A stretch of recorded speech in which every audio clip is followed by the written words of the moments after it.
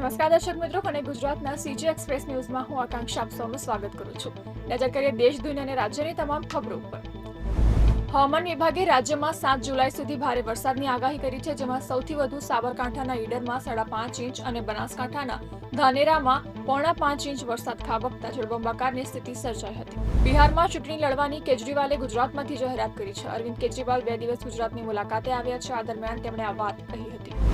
British royal નેવીનું fighter jet F-35 હજુ પણ કેરળના તિરુવનંતપુરમ આંતરરાષ્ટ્રીય એરપોર્ટ પર પાર્ક કરેલું છે. અનેક સમારકામ છતાં વિમાન ઉડવા યોગ્ય સ્થિતિમાં નથી. હવે ફાઇટર જેટને લશ્કરી કાર્ગો વિમાન દ્વારા ટુકડાઓમાં બ્રિટન પરત લઈ જવામાં આવશે. ઉત્તરાખંડમાં ભારે વરસાદને ધ્યાનમાં રાખીને ચારધામ યાત્રાને રોકી દેવામાં આવી છે. સીએમ પુષ્કરસિંહ ધામીએ કહ્યું હતું કે યાત્રા ત્યારે જ ફરી શરૂ કરવામાં આવશે જ્યારે યાત્રાનો માર્ગ શ્રદ્ધાળુઓ માટે સંપૂર્ણપણે સુરક્ષિત રહે છે. ભારત અને પાકિસ્તાન વચ્ચે તણાવ હોવા છતાં પાકિસ્તાની ટીમને હોકી એશિયા કપ અને જુનિયર હોકી વર્લ્ડ કપ માટે ભારત આવતા અટકાવવામાં નહીં આવશે. રમતગમત મંત્રાલયના સૂત્ર સમાચાર દ્વારા આ માહિતી પ્રાપ્ત થઈ છે. જેમ સોનમે તેના પતિની હત્યા કરાવી હતી, તેવી જ રીતે બિહારના ઔરંગાબાદમાં પણ એક 27 વર્ષની પત્નીએ 60 વર્ષના ફુવા સાથેના પ્રેમ સંબંધને કારણે પતિની હત્યા કરાવી દીધી છે. પોલીસે બંને શૂટરોની ધરપકડ કરી છે. અમદાવાદ પ્લેન ક્રેશ સાઇટ પરથી હજુ પણ નાના હાડકાં અને અંગો મળવાનું ચાલુ છે, જેને ડીએનએ ટેસ્ટ માટે FSLમાં મોકલી અપાય છે.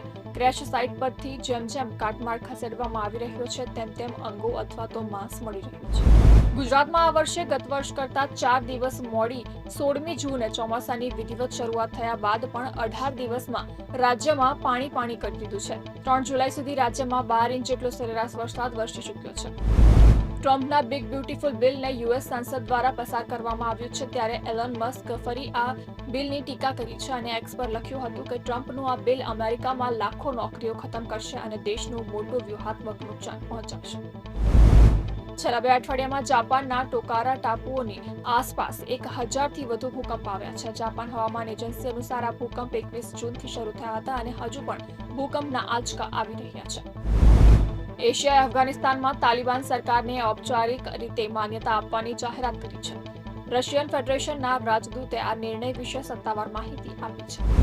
ટ્રમ્પને રશિયાના રાષ્ટ્રપતિ પુતિને વધુ એક ઝટકો આપ્યો છે. ગુરુવારે ટ્રમ્પે પુતિન સાથે ફોન પર રશિયા-યુક્રેન યુદ્ધ વચ્ચે વાતચીત કરી હતી, પરંતુ રશિયાએ સ્પષ્ટ કર્યું છે કે તે પોતાના લક્ષ્યો પ્રાપ્ત કર્યા વિના પાછળ નહીં હટે.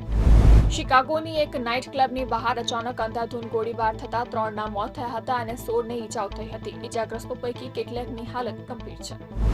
શાહિદ કપૂર અને દિશા પાટની વિશાલ ભારદ્વાજની આગામી ફિલ્મમાં આઇટમ સોંગ કરતા જોવા મળવાના છે. આ એક્શન ફિલ્મમાં 2 આઇટમ સોંગનો સમાવેશ કરવામાં આવ્યો છે.